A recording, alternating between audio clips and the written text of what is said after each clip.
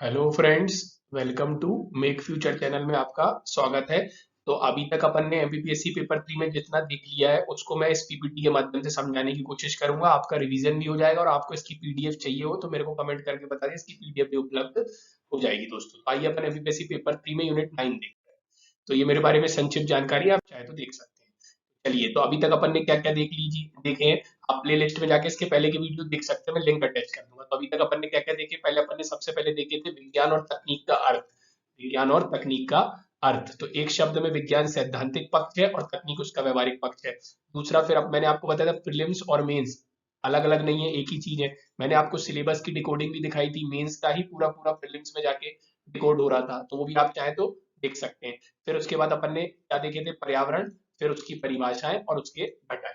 ये उसकी पीडीएफ है आपके लिए। चलिए आइए मैं यहाँ भी समझाने की कोशिश करता हूँ। तो दोस्तों आपको मैंने बताया था संसार में दो टाइप के जीव होते हैं, एक निर्जीव और एक सजीव। सजीव मतलब जिनमें जीवन पाया जाता है, निर्जीव जिनमें जीवन नहीं पाया जाता है।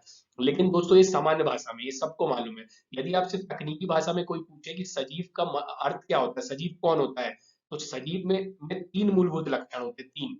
एक वो उपापचय चयापचय करता है, प्रजनन करता है और अनुक्रियाशीलता करता है। चयापचय उपापचय क्या होता है दोस्तों, तो आपको जैसे कि मैंने बताया था कि एक पेड़ होता है, पेड़ पेड़ क्या करता है, खाना बनाता है, तो खाने का निर्माण करता है। ये उत्पादक है ना, उत्पादन करता है, तो खाने का क्या करता है, निर्माण करता है। उसी खाने को एक जीव, जैसे मान लीजिए अपन खाते हैं तो अपन उपभोक्ता है, अपन खाना खाते हैं। तो अपन खाना खाने के बाद अपने अंदर खाने का क्या होता है, विघटन, और उसी से अपन को क्या प्राप्त होती है, ऊर्जा। तो पेड़ ने क्या कि खाना बनाया, तो निर्माण और अपघटन दोनों मिलकर क्या बनते हैं, उपापचय या चयापचय, एनाबोलिज्म और कैटाबोलिज्म। एनाबोलिज्म मतलब निर्माण या संश्लेषण, कैटाबोलिज्म उस खाने का विघटन। तो पेड़ ने निर्माण किया, एनाबोलिज्म किया, अपन ने खाया, अपने अंदर विघटन हुआ, ऊर्जा मिली, तो अपन ने कैटाबोलिज्म किया। तो एक सजीव के ये उपापचय के दो लक्षण होते हैं, निर्माण संश्लेषण या विघटन।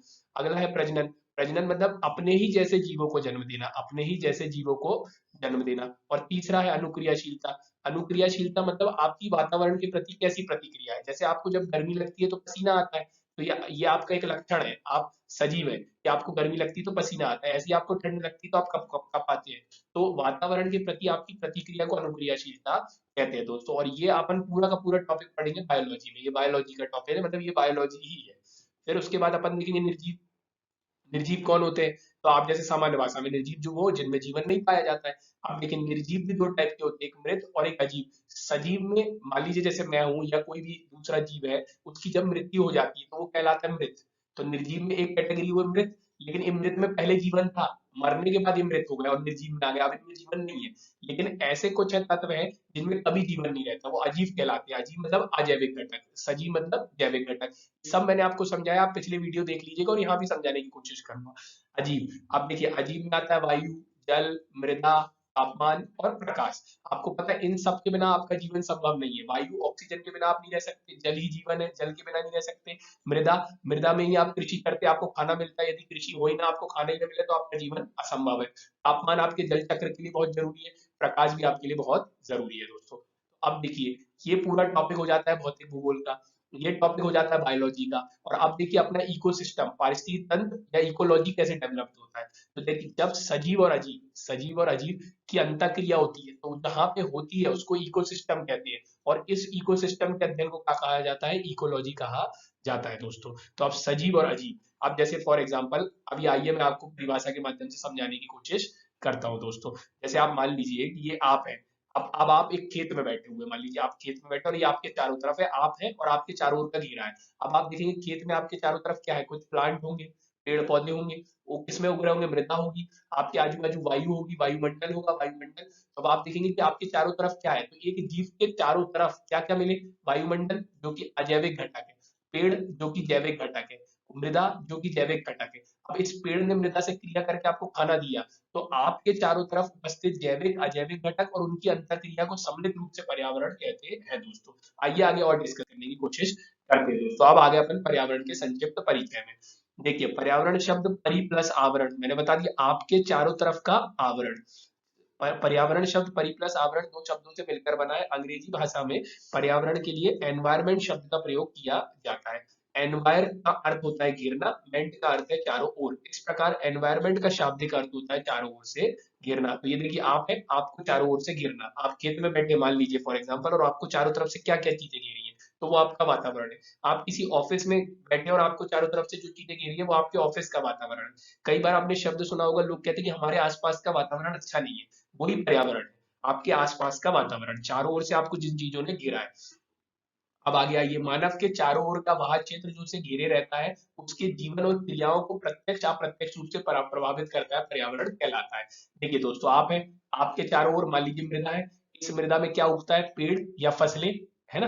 किसान कृषि करता है, आपके लिए खाना बना के देता है, ये आपको खाना देता है। आप देखिए, आपके चारों तरफ आपको क्या मिलेगा, जैविक घटक जिनमें जीवन है, अजैविक घटक जिनमें जीवन नहीं। तो मृदा एक अजैविक घटक हो गया, पौधा एक जैविक घटक हो गया, मृदा अजैविक, पौधा जैविक, और आप जैविक।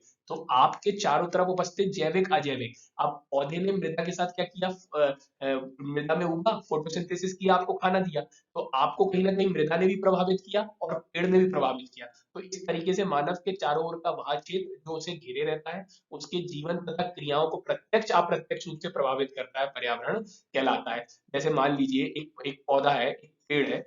अब पेड़ क्या करता है, खाना देता है, इस खाने को बकरी ने खाया, अब बकरी को शेर खाएगा। अब शेर कहीं ना कहीं इनडायरेक्ट रूप से पेड़ पे डिपेंडेंट है, क्यों, क्योंकि यदि पेड़ नहीं होंगे तो बकरी नहीं होगी, और बकरी नहीं होगी तो शेर को अपना खाना नहीं मिलेगा। इसलिए अपन डायरेक्टली और इनडायरेक्टली जैविक और अजैविक घटकों से डिपेंडेंट है अपन दोस्तों। चलिए आगे बढ़ने की कोशिश करते हैं। अब देखिए, आपके लिए परिभाषा है, मेंस में बहुत काम आएगी। आपको मेंस में जब भी परिभाषा लिखनी है तो ऑथेंटिकेटेड लिखनी है, किसी अधिनियम की, किसी बहुत बड़े वैज्ञानिक की, किसी संस्था की। जैसे ये देखिए, पर्यावरण संरक्षण अधिनियम 1986 के अनुसार पर्यावरण किसी जीव के चारों तरफ घिरे भौतिक, भौतिक का मतलब होता है अजैविक एवं जैविक दशाएं एवं उनके अंतःक्रिया को सम्मिलित करता है। मैंने आपको इतनी बार पढ़ाया, पर्यावरण की डेफिनेशन आपको याद हो गई होगी। याद क्या होना, आपको समझ आ गई। ये आप है, आपके चारों तरफ एक तरफ प्लांट है जो जैविक है, मृदा है जो अजैविक है।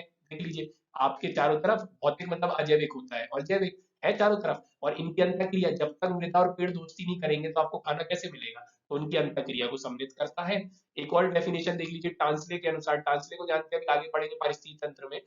टांसले के अनुसार प्रभावकारी दशाओं का वह संपूर्ण योग जिसमें जीव रहते हैं, पर्यावरण कहलाता है। अब देखिए, ये आपके चारों ओर की वो दशाएं जो आपकी प्रभावशाली दशाएं, जो आपके जीवन के लिए अपरिहार्य है, जरूरी है, तो उनका योग जिसमें जीव रहते हैं, पर्यावरण कहलाता है दोस्तों। आइए आगे बढ़ते हैं, अब अपन पर्यावरण की घटक की तरफ बढ़ते हैं।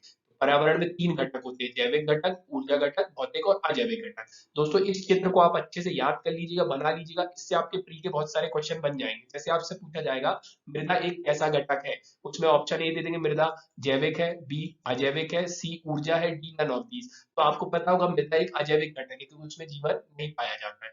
तो अब देखते हैं, अपने इस फ्लो चार्ट को देखते हैं, फिर इसके बाद एक एक घटक को उठाएंगे। पहले जैविक को उठाएंगे, उसमें पादप देखेंगे, जीव देखेंगे, सूक्ष्म जीव देखेंगे, फिर ऊर्जा को उठाएंगे, उसमें सौरिक ऊर्जा, भूतापी ऊर्जा, इस तरीके से अपन आगे बढ़ेंगे। पहले मैं आपको ये फ्लो चार्ट बता देता हूँ। पर्यावरण के घटक, तो पर्यावरण में जैविक घटक होते हैं, ऊर्जा घटक होते हैं, भौतिक और अजैविक घटक। याद, कई लोगों से तो आप ये पूछ लेंगे कि भौतिक घटक क्या है, तो अजैविक घटक ही भौतिक घटक है, कईयों को यही नहीं मालूम है। तो देखिए, जैविक घटक में पादप आते हैं, जीव आते हैं, सूक्ष्म जीव आते हैं। ऊर्जा में सौरिक ऊर्जा, भूतापी ऊर्जा आता है। अच्छा, भौतिक और अजैविक घटक में अपने लिए तीन ही घटक बहुत ज्यादा इंपॉर्टेंट है, बेसिकली तीन में बांटते हैं।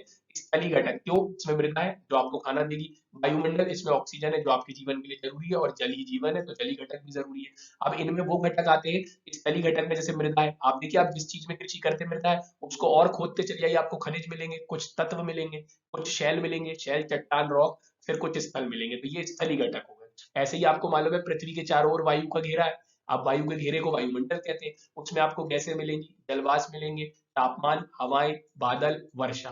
फिर जलीय घटक, जल जहां जहां मिले, तो आपको जैसे मालूम होगा कि मान लीजिए भारत है, भारत के अंदर छोटी छोटी झीलें हैं, तो भूपृष्ठी, तो जल कहाँ मिला, तो भूपृष्ठी घटक हो गया। महासागरी, भारत के चारों तरफ क्या है, महासागर है, तो महासागरी। और फिर आपको मालूम है अंडरग्राउंड वाटर भी रहता है, भूमिगत जल।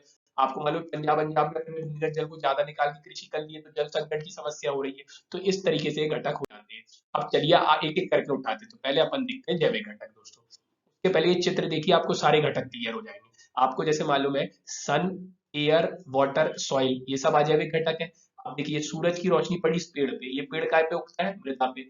अब इस पेड़ ने खाना बनाया, उसको खाया, मान लीजिए इस जीव ने, मान ले बकरी मान लीजिए, कुछ भी मान लीजिए, उसको खाया मान लीजिए इस भालू ने, इस तरीके से इसको खाया इसने, इसको खाया इसने। तो ये एक अपनी फूड साइकिल है, अपन बोलते हैं ना इसको डिस्टर्ब नहीं करना है अपने को। अब देखिए, तो जैसे ये सन है, तो सन अपन अब भी बताया ऊर्जा का घटक है, ये पेड़ है जैविक घटक है, इसमें जीवन है, ये सब जीव क्या है, जैविक घटक है। लेकिन इस पेड़ को उगने में मदद किसने की, मृदा ने। तो मृदा एक कैसा घटक है, अजैविक घटक है। तो इस तरीके से ये पूरी साइकिल चली। तो मृदा में पेड़ उगा, तब इस जीव ने इसको खाया, और इस जीव को इसने खाया। यदि ये पेड़ नहीं होता तो ये भी नहीं होता, ये नहीं होता तो इसका खाना संभव नहीं होता। इसलिए हर जीव को भौतिक और भौतिक मतलब अजैविक और जैविक घटक प्रभावित करते हैं, डायरेक्टली और इनडायरेक्टली। अब आइए जैविक घटक, ऐसे घटक जिनमें जीवन पाया जाता है, जैसे मनुष्य, पेड़ पौधे आदि। अब जैविक में ये उठा रहा है पादप। अब देखिए आपको ये साइकिल शुरू किससे हुई, इससे। तो आपको इससे समझ आ रहा है ये जैविक घटकों में, पादप जैविक घटकों में सर्वाधिक महत्वपूर्ण होते हैं, क्योंकि हरे पौधे अपना भोजन स्वयं तैयार करते हैं। दोस्तों यदि पेड़ पौधे मान लीजिए पूरे खत्म हो जाएंगे, तो आपको भोजन कौन देगा, और आपको भोजन नहीं मिलेगा तो आपका जीवन भी असंभव होगा। इसलिए जैविक घटकों में पौधे बहुत जरूरी घटक है। क्यों, क्योंकि वो अपना खाना खुद बनाते हैं, और अपने खाना खुद बनाने वाले को तकनीकी भाषा में स्वपोषी कहते हैं। जो अपना खाना स्वयं बनाए उसे स्वपोषी कहा जाता है, इसलिए ये महत्वपूर्ण है, क्योंकि ये स्वपोषी है। फिर अब देखिए, मैंने आपको बताया भालू इस पे डिपेंडेंट और ये इस पे डिपेंडेंट है। तो आप कहीं ना कहीं देखेंगे कि मानव सहित अन्य जंतु और सूक्ष्म जीव भी पादपों पर निर्भर होते हैं। सूक्ष्म जीव मतलब अभी आगे पढ़ेंगे, ये सब जब मर जाते हैं तो इनके ऊपर छोटे छोटे बैक्टीरिया फंगी लग जाते हैं, और इनको क्या कर देते हैं, वियोजित कर देते हैं, और इनके अंदर की नाइट्रोजन कार्बन डाइऑक्साइड को वापस पर्यावरण में भेज देते हैं। दोस्तों तो मानव सहित अन्य जंतु और सूक्ष्म जीव भी पादपों पर ही निर्भर होते हैं। चलिए अगले घटक की तरफ बढ़ रहे, जीव। अब जैसे आपने देखा पादप स्वपोषी है, वो अपना खाना खुद बनाता है। ऐसे ही जीव दो टाइप के होते हैं, एक स्वपोषी भी होते हैं और एक परपोषी भी होते हैं। स्वपोषी मतलब ऑटोट्रॉफ, जो अपना खाना खुद बनाए, जैसे प्लांट, एल्गी, सम बैक्टीरिया और फाइटोप्लैंक्टन। फाइटोप्लैंक्टन आप समझिए पानी का जीव है। फिर आप आ जाइए हेट्रोट्रॉफ। हेट्रोट्रॉफ मतलब परपोषी, जो अपना खाना स्वयं नहीं बनाते, अपने आहार के लिए दूसरों पर निर्भर होते हैं, जैसे एनिमल, फंगी, प्रोटोजोआ और कुछ बैक्टीरिया। अब देखिए, तो आप पूछेंगे स्वपोषित जीव का उदाहरण कौन है, अपने आहार का निर्माण स्वयं करता है, जैसे साइनोबैक्टीरिया। मैंने आपको बताया था ये अपने पूर्वज है, पूर्वज। ये अपने जहां मिले गले लग गए, पैर पढ़ लीजिए, क्योंकि ये आए, इनने बात वायुमंडल में ऑक्सीजन को जोड़ा। वायुमंडल में पहले ऑक्सीजन नहीं थी, इनने आके वायुमंडल में ऑक्सीजन को जोड़ा, और ऑक्सीजन को इनने जब जोड़ा तब अपन सबका जीवन संभव हो पाया, क्योंकि अपने को जीवन के लिए ऑक्सीजन बहुत जरूरी है, उसके बिना अपन जीवित ही नहीं रह सकते। तो ये अपने पूर्वज है। तो ये स्वपोषी है, फोटोसिंथेसिस करते हैं खुद, इनके पास क्लोरोफिल है, वो ग्रीन कलर का पिगमेंट होता है ना, अभी अपन बायो में पढ़ेंगे। फिर परपोषित जीव अपने आहार हेतु अन्य साधनों पर निर्भर होते हैं। अब देखिए, जीव में स्वपोषित और परपोषित। स्वपोषित खुद खाना बनाते हैं, परपोषी अपने खाने मतलब आहार के लिए दूसरों पर डिपेंडेंट होते हैं। अब परपोषी जीव को भी कई भागों में बांटेंगे, क्योंकि वो अपने आहार के हेतु अन्य पर डिपेंडेंट है। अब वो क्या खाएंगे, क्या विकल्प है, कौन चिकन खाएगा, कौन अंडा खाएगा, कौन रोटी खाएगा, कौन दाल खाएगा, इस तरीके से। लेकिन इनके केस में क्या चलता है, जैविक पदार्थों की सुलभता के आधार पर परपोषित जीव तीन प्रकार के होते हैं। जैविक पदार्थ मतलब मान लीजिए एक पेड़ है, वो जिंदा था, तब खाया किसने, और जब वो मर गया तब खाया किसने, इस तरीके से इनको बांटा है। अब जैसे देखिए परजीवी मतलब पैरासाइट। पैरासाइट परजीवी मतलब जो अपने खाने के लिए पर दूसरे पे जीवित है, तो अपने हार हेतु अन्य जीवित जीवों पर निर्भर है, याद रखना। जो जिंदा है उन्हीं पर निर्भर है अपने खाने के लिए। जैसे जैसे जैसे आपको मालूम है एंट अमीबा, जोक, फीता कृमि। आपको मालूम है कि गाय हो गई, अपन हो गया, अपने पेट में बहुत सारे छोटे छोटे बैक्टीरिया होते हैं। वो बैक्टीरिया क्या करते हैं, अपन जो खाना खाते हैं अपने अंदर से खाना ले लेते हैं, तो वो जीवित जीवों पर निर्भर है। लेकिन मान लीजिए जब यही मर जाए, मान लीजिए एक मृत पौधा है, ये मृत जीव है, तो उनसे जो खाना अपना लेते हैं उनको खा जाते हैं, मरे हुए को खा जाते हैं, उनसे कार्बन युग्म को प्राप्त करते हैं, उन्हें मृत जीवी कहा जाता है, सेप्रोफाइट। और प्राणी संभोजी कौन होते हैं, वे जो अपना जो आहार है मुंह से ग्रहण करते हैं, मुख से, जैसे मनुष्य, कुत्ते, बिल्ली, इस तरीके से। तो आप देखिए ये जीवित जीव पे निर्भर है और ये मृत पे निर्भर है, और ये अपना खाना मुख से खाते हैं। दोस्तों अब सूक्ष्म जीव, तो सूक्ष्म जीव को वियोजक भी कहा जाता है। मृत पौधे जैविक पदार्थों को सड़ा गलाकर वियोजित करते हैं। आप देखिए, आप मृत जीवी और इसमें कंफ्यूज हो जाएंगे। मान लीजिए एक कोई जीव मरा, तो उसको डायरेक्ट खा गए ये मृत जीवी, फॉर एग्जाम्पल में डायरेक्ट खा गए। लेकिन ये जो है ये क्या करेंगे, उस पर रसायन छोड़ेंगे, फिर उनको क्या करेंगे, विघटित करेंगे, और उस रसायन छोड़ने के क्रम में उसी प्रक्रिया में अपना भोजन ग्रहण कर लेंगे, तो वो डिकम्पोजर कहलाते हैं, जो डिकम्पोज करते हैं। दोस्तों इसमें कौन कौन आते हैं, सूक्ष्म बैक्टीरिया और कवक को शामिल किया जाता है। दोस्तों तो इस तरीके से अपना जैविक घटक पूरा कंप्लीट हो गया, अपन ने तीन जैविक घटक देखे। अब अपन आगे बढ़ रहे हैं ऊर्जा घटक की तरफ। ऊर्जा घटक में सौरिक ऊर्जा और भूतापी ऊर्जा। अब देखिए, जैसे मैंने आपको बताया था ये सूरज है, सूरज चाचा, जिनसे आती है ऊर्जा इसके पास, अपने पास मान लीजिए पृथ्वी है, इसमें प्लांट है, ये जल है, इन सब पे सूरज की पड़ती ना, ये प्लांट इसी सूरज की रोशनी को, ऊर्जा को लेके ही तो फोटोसिंथेसिस करता है और फिर अपने को खाना देता है। तो अब सौरिक ऊर्जा, सूर्य से प्राप्त ऊर्जा सौरिक ऊर्जा कहलाती है। अब ये ऊर्जा किस रूप में आती है, तो विद्युत चुंबकीय तरंग के रूप में पृथ्वी पर पहुंचती है। ये ऊर्जा विद्युत चुंबकीय तरंग के रूप में होती है। अब क्या मतलब हुआ विद्युत चुंबकीय तरंग, अब मान लीजिए सूरज से ये रोशनी आ रही है, तो जैसे जिस रास्ते से आ रही है, जिस रूप में आ रही है, तो जब भी जो ऊर्जा चलती है तो वो तरंग के रूप में चलती है। तो तरंग क्या है, ऊर्जा संचरण की विधि है। ऊर्जा संचरण की विधि है तरंग। तो तरंग किस रूप में चलती है, ऊर्जा किस रूप में आगे बढ़ती है, तरंग के रूप में आगे बढ़ती है। अब तरंग भी दो टाइप की होती है, एक यांत्रिक और एक विद्युत चुंबकीय। यांत्रिक जिसके लिए माध्यम चाहिए, और विद्युत चुंबकीय जिसको माध्यम की जरूरत नहीं होती है, जैसे एक्स रे, गामा रे, प्रकाश ऊर्जा, इस तरीके से। और इसको अपन फिजिक्स में और ज्यादा विस्तार में पढ़ेंगे दोस्तों। तो अब विद्युत चुंबकीय तरंग आप देखिए, तो जैसे आप यदि दिल्ली से बंबई जाएंगे तो कोई रास्ते से जाएंगे ना, तो उस रास्ते को आप सड़क बोल देते हैं, ये मेरा एग्जांपल बताया। इसी तरह सूर्य से जो ऊर्जा आएगी वो किस रूप में आएगी, विद्युत चुंबकीय तरंग के रूप में आएगी। अब विद्युत चुंबकीय तरंग अपने आप में बहुत बड़ा स्पेक्ट्रम होता है। अब जैसे एक पर्दा है, इसको 10 मीटर, 15 मीटर, 16 मीटर, 20 मीटर पे काटोगे, इसी तरीके से मान लीजिए एक रास्ता है, उसको 10 हर्ट्ज, 15 हर्ट्ज, ये मैं आपको एग्जाम्पल के लिए बता रहा हूँ, एग्जैक्ट नहीं बता रहा हूँ, एग्जैक्ट फिजिक्स में बताऊंगा। तो कुछ कुछ हर्ट्ज पे काट दोगे तो वो एक्स रे के रास्ता, गामा रे का रास्ता, इस तरीके से बन जाएगा। तो विद्युत चुंबकीय तरंग में भी जो ऊर्जा, जो सौरिक ऊर्जा है, वो लघु तरंग के रूप में आती है।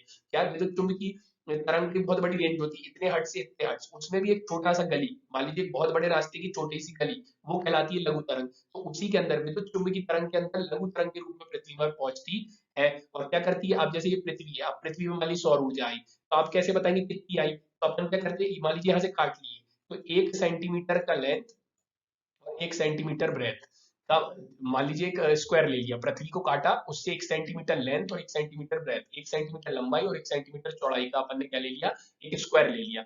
उस पे दो दो कैलोरी ऊर्जा प्रति मिनट, 2 कैलोरी प्रति वर्ग सेंटीमीटर प्रति मिनट की दर से प्राप्त करती है दोस्तों।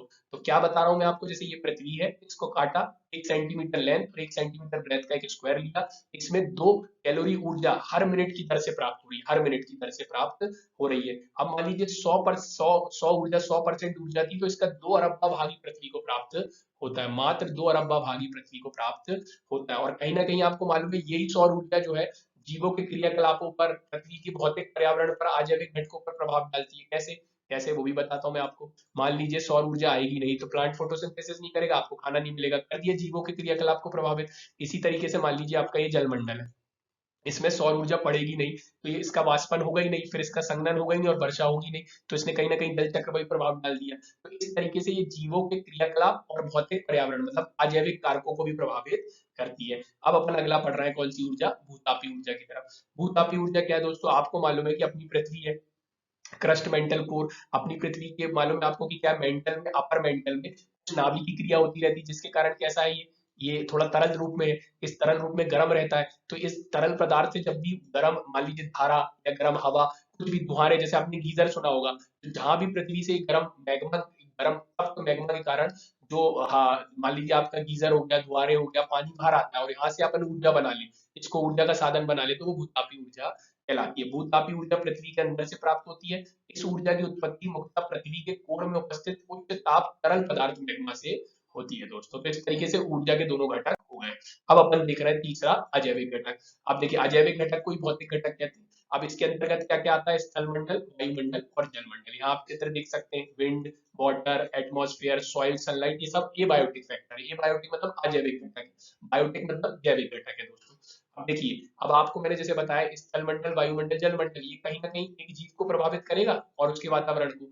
जैसे ये अजैविक कारक जीवों की, ये जीव है, मान लीजिए आप, आपकी बनावट, आपके जीवन चक्र, आपकी शरीर क्रिया विज्ञान और आपके व्यवहार पर प्रभाव डालते हैं। कैसे, उदाहरण, जैसे आपको मालूम होगा जो अफ्रीका के लोग हैं, वो क्या होते हैं, रंग में काले होते हैं, जबकि क्या होता है, ऊपर यूरोप के लोग क्या होते हैं, रंग में गोरे होते हैं। इसका कारण क्या है, इसका कारण यही है, अजैविक कारक।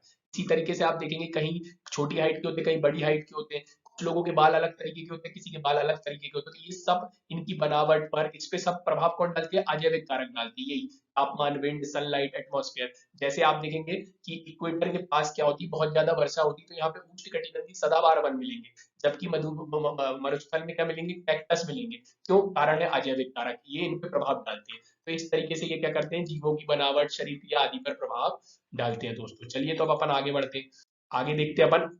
अब अजैविक के अंदर स्थलीय घटक, फिर अगला वायुमंडलीय घटक और तीसरा जलीय घटक देखेंगे। अब देखिए स्थलीय घटक, अब आपको मैंने बताया पृथ्वी जिस पे आप खड़े, पृथ्वी, अब आपका जिस पे आप खड़े रहते हैं वो भूपर्पटी मेंटल और कोर से मिलकर बनी होती है, जिसे स्थल मंडल कहते हैं। अब आप उसके अंदर, अब उसी में आप जिस पे खड़े क्या क्या पाया जाता है, आप देखिए खेत में मृदा होती है। अब उसी को आप मृदा को माइनिंग करते जाइए तो आपको खनिज मिलेंगे, तत्व मिलेंगे, शैल मिलेंगे, चट्टाने, स्थल रूप मिलेंगे। तो स्थलीय घटक में ये सब शामिल होते हैं। मृदा भूपर्पटी की सबसे ऊपरी परत है जो कि खनिज और आंशिक रूप से अपघटित कार्बनिक पदार्थ से निर्मित होती है। तो मृदा काय काय से बनती है? खनिज से और आंशिक रूप से अपघटित पदार्थ। आंशिक रूप से अपघटित पदार्थ मतलब मान लीजिए प्लांट है, इससे एक पत्ती गिरी, इस पत्ती पे क्या होंगे, छोटे छोटे बैक्टीरिया लग जाएंगे जो इसको वियोजक करेंगे। तो मान लीजिए हमने इसको पूर्ण विघटित कर दिया, मतलब पूर्ण वियोजित करके इसकी CO2 N2 सब वापस छोड़ दिया, तो वो पूर्ण हुआ। लेकिन ये क्या करता है? आंशिक, मतलब पूरा विघटन नहीं हुआ, आंशिक विघटन हुआ। और यही जब मिलते हैं तो आपको मालूम है कि इन्हीं में कार्बन होता है, तो आपकी ह्यूमस का कंटेंट अच्छा हो जाता है, मृदा उपजाऊ हो जाती है। तो इस तरीके से खनिज और आंशिक रूप से अपघटित कार्बनिक पदार्थ से मिलकर मृदा बनती है। अब मृदा क्यों जरूरी है? आपको मालूम है मृदा में पौधे उगते हैं, फसल, घास, स्थल, वन, ये सब होते हैं, और इन्हीं पे मानव डिपेंडेंट होता है भोजन के लिए, वस्त्र के लिए, लकड़ी के लिए, निर्माण सामग्री के लिए। तो ये अपने लिए बहुत जरूरी है। इसी तरीके से वायुमंडलीय घटक देखेंगे तो आपको मालूम है पृथ्वी के चारों ओर एक वायु का घेरा है। यदि ये घेरा नहीं होता तो सुबह का तापमान बहुत ज्यादा और रात का तापमान बहुत कम होता है। तो तापमान डिफरेंस, तापमान का जो अंतर है वो बहुत ज्यादा होता है, जिससे यहाँ पे जीवन उतना संभव नहीं होता। और आपको मालूम है कि यहीं पे कार्बन डाइऑक्साइड की मात्रा बढ़ती जा रही है। पहले कार्बन डाइऑक्साइड क्या करती थी? यहाँ सन से शॉर्ट वेव रेडिएशन आती थी और जाती लॉन्ग वेव रेडिएशन थी। लॉन्ग वेव रेडिएशन को कुछ देर रोक के फिर जाने देती थी, जिससे यहाँ अनुकूल माहौल रहता था, एकदम रात में ठंडी नहीं होती थी। लेकिन अब क्या किया, CO2 बढ़ गई है, तो अब क्या होता है, वो ज्यादा देर तक होल्ड करके रखती है, ज्यादा देर तक, तो गर्मी थोड़ी ज्यादा बढ़ रही है, इसलिए अपन बोल रहे हैं ग्लोबल वार्मिंग हो रही है। इसको अपन विस्तार से पढ़ेंगे। तो अब वायुमंडल क्या होता है? वायुमंडल से तात्पर्य पृथ्वी के चारों ओर विस्तृत गैसीय आवरण से। तो पृथ्वी के चारों ओर एक गैसीय आवरण है, उसे वायुमंडल कहते हैं। इसी गैसीय आवरण में क्या है? वायुमंडल की कुछ गैसें हैं, जलवाष्प है और धूलगढ़, इनसे मिलकर बना है। फिर क्या होता है? वायुमंडल में उपस्थित जीव व वनस्पतियों को जीवित रहने के लिए आवश्यक स्रोत है। बेसिकली आपको समझना है एक जीव के लिए जैविक और अजैविक दोनों महत्वपूर्ण है। कैसे कैसे मैं बताते चल रहा हूँ। जैसे स्थली क्यों जरूरी है? खाने के लिए। वायुमंडल क्यों जरूरी है? क्योंकि उसमें ऑक्सीजन है और जीवों को जिंदा रहने के लिए ऑक्सीजन बहुत जरूरी है दोस्तों। अब देखिए वायुमंडल में गैसें, आपको याद होनी चाहिए, पूछ लेते हैं प्रीलिम्स में कि वायुमंडल में सबसे ज्यादा मात्रा में कौन सी गैस उपस्थित है? Nitrogen 78.08, oxygen 20.95, argon 0.93%, carbon dioxide 0.038%, neon 0.0018%, helium 0.005%, sorry sorry sorry 0.0005%, methane जो है 0.0017%। अब दोस्तों ये कैसे आपको याद करनी है? आपको सारी याद करने की जरूरत नहीं है, परसेंटेज कैसे याद होनी चाहिए, और इसमें नाइट्रोजन और ऑक्सीजन और ऑर्गन की परसेंटेज देख लीजिएगा। अब देखिए आपको मालूम है वायु के, पृथ्वी के चारों ओर वायुमंडल है। अब आप पृथ्वी से ऊपर जाते हैं तो आपको मालूम होगा भूगोल में क्षोभ मंडल पड़ता है, समताप मंडल पड़ता है, मध्य मंडल पड़ता है, अयन मंडल पड़ता है और भामंडल पड़ता है। यही क्षोभ मंडल में आपको मालूम है सारी क्रिया होती है, जितनी जल जो अपने यहाँ बारिश होती है, बादल बनते हैं, वो सब इधर तक ही बनते हैं, इनके ऊपर नहीं बनते। इसलिए जो अपना प्लेन है वो इधर उड़ता है। प्लेन हमेशा कहाँ पे उड़ता है? इधर पे उड़ता है, समताप मंडल। ये प्री का फैक्ट है। फिर आपको मालूम होगा ये मध्य मंडल है या आयन मंडल है। आयन मंडल में लेयर है ABCDE, है ना। यही क्या करते हैं आप, जो संचरण का, आप जैसे कोई रेडियो सिग्नल भेजते हैं नीचे से, टकरा के यहाँ से वापस आ जाता है इस तरीके से। और ये भामंडल है, यहाँ ये अंतरिक्ष है, यहाँ से एक करमान रेखा होती है, उसके ऊपर अंतरिक्ष कहलाता है, वहीं पर अपने सैटेलाइट वगैरह जाते हैं। अब इन सबको मैं विस्तार से भूगोल में और आपको बताऊंगा। चलिए आगे बढ़ते हैं। अब अपना लास्ट घटक देखते हैं, जलीय घटक। जलीय घटक, अब देखिए, आप जैसे मैंने आपको बताया था ये भारत है, भारत के अंदर कुछ झीलें हैं, भारत के बाहर महासागर है। तो जल, आपको जहां जहां जल मिले वो जल का घटक हो गया, जलीय घटक। जैसे आपको भूपृष्ठीय जल, महासागरीय जल, भूमिगत जल, अंडरग्राउंड वाटर। इसी तरीके से अब जल चक्र, अब मैंने जैसे आपको बताया, फॉर एग्जाम्पल मान लीजिए जल है, इस पे सूरज की देखिए रोशनी पड़ी, तो अपने लिए सौर ऊर्जा कितनी जरूरी है।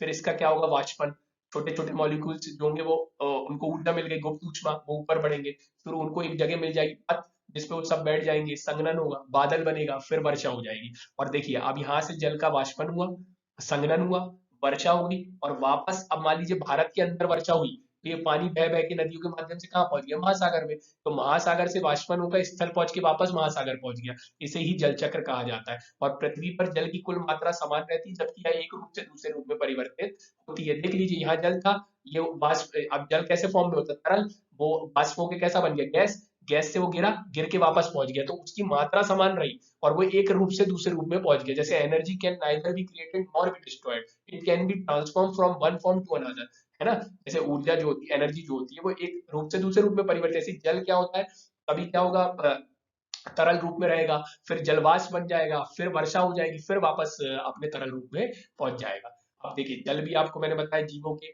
विभिन्न प्रक्रियाओं को नियंत्रित करता है, वनस्पति के प्रकार और उसके संगठन पर भी महत्वपूर्ण प्रभाव डालता है। फॉर एग्जाम्पल, जहां वर्षा ज्यादा होगी वहां उष्णकटिबंधीय सदाबहार हमें मिलेंगे, जहां वर्षा कम होगी वहां कैक्टस मिलेंगे। अपने लिए जीवों के जिंदा रहने के लिए पानी बहुत जरूरी है, मछली को पानी से बाहर ले आएंगे तो उसकी मृत्यु हो जाएगी। तो इस तरीके से ये जलीय घटक। अब दोस्तों देख लीजिए, जल संसाधन, महासागर में जल मिलेगा, समुद्र में मिलेगा, झील में मिल जाएगा, नदी में मिल जाएगा, नालों में मिल जाएगा, जलाशय में मिल जाएगा, ध्रुवीय हिमपात में मिल जाएगा, हिमनद में मिल जाएगा और भूजल में मिल जाएगा। अब देखिए एक और इंपॉर्टेंट पॉइंट कि मान लीजिए यदि पृथ्वी पे 100% जल है तो उसका 97% जल तो कहाँ है, महासागर में, जो खारा है, जो अपने किसी यूज के लिए नहीं है। तो 97% ओशियन में हो गया। अब बचा 3%। अब ये 3% में इन 3% में सबसे ज्यादा काय में है, आइस कैप और ग्लेशियर में है 79%, और 20% है अंडरग्राउंड। अब बचा 1%, और यही 1% आपके लिए एक्सेसिबल रहता है। जैसे एक इसी 1% का 52% लेक में है, कुछ अपने अंदर है, कुछ अपने अंदर तो जीवों के अंदर वाटर विद इन लिविंग, और कुछ रिवर में है। इस तरीके से आपके ये पानी का विभाजन है। तो आपको ये याद रखना है कि 100% में से 97% महासागर में जो खारा है, जो अपने उपयोग योग्य नहीं है, फिर बचा 3% है। उस 3% में सबसे ज्यादा काय में है अपने इसमें आइस कैप और ग्लेशियर में। ये प्री का फैक्ट है, सबसे ज्यादा काय में आइस कैप और ग्लेशियर में। उसके बाद केवल 1% नदियों, झीलों और भूजल के रूप में मानव के उपयोग के हेतु उपलब्ध है दोस्तों। तो इस तरीके से अपना ये खत्म होता है जलीय घटक दोस्तों। अब आपको पर्यावरण से संबंधित कुछ मैं तथ्य बता देता हूँ। पर्यावरण संरक्षण के लिए ग्रीन आर्मी को प्रारंभ किया था। तो क्या हुआ, पर्यावरण, जैसे मैंने आपको अभी आगे बताऊंगा कि पर्यावरण में बहुत सारी समस्या आ रही है। अभी आप महसूस कर रहे होंगे कि बहुत ज्यादा कभी गर्मी पड़ती है, बहुत ज्यादा बाढ़ आ जाती है, कभी बहुत सूखा पड़ता है, बहुत सारे जीव जो है वो विलुप्त हो रहे हैं। तो ये सब समस्या हो रही है पर्यावरण में। तो इसी के बचाव संरक्षण के लिए ग्रीन आर्मी किसने शुरू किया था, ऑस्ट्रेलिया ने किया था। अब वायुमंडल में nitrogen, oxygen, argon, carbon dioxide इत्यादि गैसें पाई जाती है, मैंने आपको बता दिया।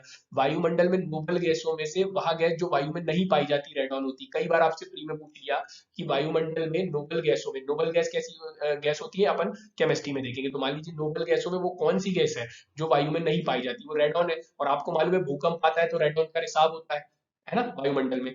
फिर वातावरण में सबसे ज्यादा प्रतिशत में नाइट्रोजन है। यदि पृथ्वी पर पाई जाने वाली वनस्पति, पेड़ पौधे समाप्त हो जाए तो वह गैस जिसकी कमी होगी ऑक्सीजन की, क्योंकि आपको मालूम है कि पेड़ पौधे, मैंने बता दिया कि फोटोसिंथेसिस करने के बाद आपको ऑक्सीजन देते हैं। और यदि पेड़ पौधे खत्म हो गए तो प्रकाश संश्लेषण नहीं करेंगे, और प्रकाश संश्लेषण नहीं करेंगे तो आपको ऑक्सीजन नहीं देंगे। तो कौन सी गैस की कमी हो जाएगी, ऑक्सीजन की कमी हो जाएगी। पृथ्वी के कार्बन चक्र में कार्बन डाइऑक्साइड जुड़ती है। अब देखिए एक चीज है, मैंने आपको, जैसे मान लीजिए कार्बन चक्र क्या होता है, अभी आगे अपन विस्तार से पढ़ेंगे, अभी थोड़ा समझा देता हूँ। जैसे ये पेड़ है, ये मरा, मरा तो इसको सूक्ष्म जीवित तोड़ेंगे और कार्बन डाइऑक्साइड को वापस कहाँ भेज देंगे, वायुमंडल में। और मालूम है आपको वायुमंडल में CO2 होती है, फिर इस CO2 को प्लांट खींच लेगा, फिर ये मरेगा, इसको तोड़ देंगे। तो ये चक्र चलता रहता है, तो उसको कहते हैं चक्र। तो पृथ्वी के कार्बन चक्र में CO2 जुड़ती है। तो आपको मालूम है, आप सांस लेते हो तो ऑक्सीजन लेते हो और बाहर क्या छोड़ते हैं, CO2। तो पृथ्वी में कार्बन चक्र में CO2 कैसे जुड़ी, श्वसन से। आपने सांस ली तो फिर CO2 जुड़ गई। ऐसे ही मैंने बताया ये जैव पदार्थ है, इसका जब आप अपचय होगा तो भी CO2 जुड़ जाएगी, क्योंकि इसको सूक्ष्मजीवी तोड़ के वापस CO2 जोड़ देंगे। इसी तरीके से ज्वालामुखी क्रिया होती है तो तब CO2 अन्य गैसें बाहर आती है। तो ये पूछ रहा है कि वातावरण में CO2 किस किस तरीके से ऐड होंगी। तो ये तीनों तरीके से, श्वसन से, जैव पदार्थों के अपचय से और ज्वालामुखी क्रियाओं द्वारा पृथ्वी के कार्बन चक्र में।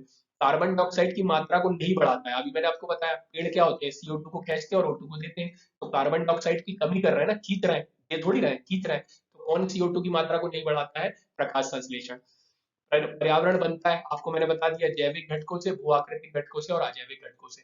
विश्व पर्यावरण दिवस मनाया जाता है 5 जून को। वेरी इंपॉर्टेंट फैक्ट, ये आपसे पूछा जा सकता है कब मनाया जाता है, 5 जून को। देश की प्राकृतिक पूंजी में सम्मिलित किए जाते हैं। अब देखिए प्राकृतिक पूंजी का मतलब होता है जो आपको प्रकृति ने दी है। अब अपन जब आदि मानव थे तो तब क्या क्या था, प्रकृति में वन तो हमेशा से थे, जल हमेशा से थे, खनिज हमेशा से थे। तो ये सब आपकी प्राकृतिक पूंजी है जो प्रकृति ने दिया है, आपने नहीं। आपने बिल्डिंगें बनाई, आपने सड़क बनाए, आपने बहुत बड़े बड़े घर बनाए, वो प्रकृति ने नहीं दिया, प्रकृति ने आपको वन, जल और खनिज दिए थे। राष्ट्रीय पर्यावरण अभियांत्रिकी शोध संस्थान NEERI, national environment sorry national environment engineering and research institute का उपस्थित है, नागपुर में उपस्थित है। बहुत इंपॉर्टेंट फैक्ट है। अच्छा, अब ये संस्थान जो है इस मंत्रालय के तहत काम करता है, तो ये विज्ञान और प्रौद्योगिकी मंत्रालय के अधीन कार्य करता है। राजीव गांधी के नेतृत्व में पर्यावरण और वन मंत्रालय का सृजन कब हुआ था, 7 सितंबर 1985 को किया गया था दोस्तों। तो इस तरीके से मैंने आपको पर्यावरण का जो अभी तक ब्लैक बोर्ड में पढ़ाया उसकी पीडीएफ है, ये इसकी पीपीटी है, आप रिवाइज कर लीजिएगा। आपको पीडीएफ चाहिए तो आप कमेंट कर दीजिएगा, मैं आपको उपलब्ध करा दूंगा। अब कुछ क्वेश्चन क्वेश्चन खेल लेते, जब इतनी पढ़ाई कर ली है तो। देखिए पर्यावरण से अभिप्राय है, भूमि, जल, वायु, पौधे एवं पशुओं की प्राकृतिक दुनिया जो इनके चारों ओर अस्तित्व में। देखिए मैंने आपको एक लाइन में बताया पर्यावरण क्या है। आप जीव है, आपके चारों ओर उपस्थित जैविक और अजैविक घटक और उनकी अंतःक्रिया। अब आप देखिए भूमि एक अजैविक घटक है, जल एक अजैविक है, वायु अजैविक है, और पौधे क्या है, जैविक है, पशु क्या है, जैविक है, की प्राकृतिक दुनिया जो इनके चारों ओर अस्तित्व में है। बिल्कुल सही। अगला देखते हैं, उन संपूर्ण दशाओं का योग जो व्यक्ति को एक समय बिंदु पर घेरे हुए होते हैं। बिल्कुल सही, आपके चारों ओर घेरे हुए। भौतिकी मतलब अजैविक, जैविकी और सांस्कृतिक तत्वों की अंतःक्रिया व्यवस्था जो अंतर संबंधित होता है, ये भी सही। तो इसका क्या उत्तर हो जाएगा, उपयुक्त सभी, क्योंकि ईपीपीएस यूपीपीएससी 2006 का क्वेश्चन है। अब देखिए एक और क्वेश्चन देख लीजिए, यूपीपीएससी प्री 12 का। निम्नलिखित से एक को छोड़कर बाकी सभी देश की देखिए प्राकृतिक पूंजी में सम्मिलित किए जाते हैं। प्राकृतिक पूंजी जो प्रकृति ने दी है। वन अपने को प्रकृति ने दिए, जल अपने को प्रकृति ने दिए, खनिज अपने को प्रकृति ने दी, सड़क दी है, नहीं दी। जब अपन आदि मानव थे तब सड़कें नहीं थी, बिल्डिंग नहीं थी, घर नहीं थी, सब अपन ने खुद क्रिएट की है, इसलिए सड़कें नहीं थी। तो इसका उत्तर हो जाएगा सड़क। अगला, अब भी मैंने आपको बताया इंपॉर्टेंट फैक्ट, विश्व पर्यावरण दिवस कब मनाया जाता है, 5 जून को मनाया जाता है दोस्तों। कुछ क्वेश्चन मैंने खुद आपके लिए बनाए हैं। पर्यावरण के प्रमुख घटक हैं प्राकृतिक, मानव निर्मित, दोनों, इनमें से कोई नहीं। अब आप बताइए आपके चारों ओर आज क्या क्या दिखता है। आपके चारों ओर प्राकृतिक घटक है, आपके चारों ओर मानव निर्मित घटक भी है। सड़क किसने बनाई है, मानव ने बनाई है। प्रकृति ने आपको वन, जंगल, भूमि वगैरह दी है, तो दोनों आएगा। इसका उत्तर क्या आएगा दोस्तों, दोनों आएगा। ताप, मृदा, प्रकाश पर्यावरण के किस घटक के अंतर्गत आते हैं। तो मैंने आपको वो फ्लो चार्ट बताया कि घटक वाला फ्लो चार्ट आप रट लेना, यही आपका प्रीलिम्स का क्वेश्चन बनेगा। ताप, मृदा, प्रकाश पर्यावरण किस घटक के अंतर्गत आते हैं, आप बताइए। जैविक, भौतिक, मानव निर्मित, और इनमें से कोई नहीं। तो आपको मालूम है ताप, मृदा, प्रकाश, ये सब क्या है, अजैविक। अजैविक मतलब इनमें जीवन नहीं है, और अजैविक घटक को ही क्या कहा जाता है, भौतिक घटक। तो इसका उत्तर हो जाएगा भौतिक घटक। चलिए दोस्तों, तो अब इस तरीके से अपना पूरा अभी तक जितना अपन ने ब्लैक बोर्ड में पढ़ा था उसकी ये पीडीएफ हो गई, पीपीटी हो गई। अब देखिए मैंने आपको कैसे बताया। अब अपन एक एक टॉपिक उठाएंगे, इकाई 9 उठाएंगे। पर्यावरण की परिभाषा अपन ने देख ली, अब अपन उसके क्षेत्र और आयाम देखेंगे। क्षेत्र में अपन उसके भौतिक क्षेत्र, आर्थिक क्षेत्र, सांस्कृतिक क्षेत्र, शैक्षिक क्षेत्र, मनोवैज्ञानिक देखेंगे। भारतीय संदर्भ में पर्यावरण की अवधारणा देखेंगे। भारतीय संदर्भ में पर्यावरण की अवधारणा का क्या मतलब है, जैसे आप जानते होंगे कि भारत में जब हड़प्पा सभ्यता थी तब अपन क्या होते थे, प्रकृति को पूजते थे। भारत का पर्यावरण के संदर्भ में अवधारणा हमेशा से पॉजिटिव रही है। ये जान के आपको खुशी होगी कि अपन प्रकृति को पूजने वाले हैं, अपन तुलसी की पूजा करते हैं, अपन पेड़ों की पूजा करते हैं, अपन पेड़ों को काटते नहीं है, तो अपन सकारात्मक अवधारणा के साथ आगे बढ़े। लेकिन आधुनिक विश्व में पर्यावरण की अवधारणा कैसी है, नेगेटिव है। औद्योगिक क्रांति के पहले पॉजिटिव थी, लेकिन औद्योगिक क्रांति के बाद उनका ऐसा मानना है कि वो प्रकृति का क्या है, उपयोग करेंगे, ज्यादा से ज्यादा उपभोग करेंगे, उसको नियंत्रित करेंगे, तो उनकी नेगेटिव अवधारणा है। इसको अपन और विस्तार से अच्छे से देखेंगे दोस्तों। तो ये पहले अपन इतना टॉपिक उठाएंगे और कवर करने की कोशिश करेंगे। और मैंने जैसे आपको बताया था ये मेंस का सिलेबस है, और ये देखिए प्रीलिम्स का है, दोनों एक दूसरे से रिलेटेड है। यहाँ आप देखिए पर्यावरण और जैव विविधता इसी के अंतर्गत आएगा, पारिस्थितिकी तंत्र इसी के अंतर्गत आएगा, ये प्रदूषण प्राकृतिक आपदा प्रबंधन इसके अंतर्गत आएगा। तो आपने ये पूरा पढ़ लिया तो आपकी ये 3 हो गई प्रीलिम्स की। ये प्रीलिम्स का सिलेबस है। प्रीलिम्स की आपकी कितनी यूनिट हो जाएगी, 3 यूनिट हो जाएगी, और मेंस का तो चल ही रहा है। तो इस तरीके से आपको दोनों को लेके चलना है, अलग अलग नहीं भगना है, नहीं तो आपकी सिलेक्शन की संभावना बहुत कम हो जाएगी। चलिए, आपको वीडियो पसंद आया तो प्लीज लाइक शेयर सब्सक्राइब जरूर कीजिएगा, ज्यादा से ज्यादा लोगों तक पहुंचे। यदि आपको पसंद आया तो लाइक शेयर सब्सक्राइब जरूर कीजिएगा। चलिए, थैंक यू।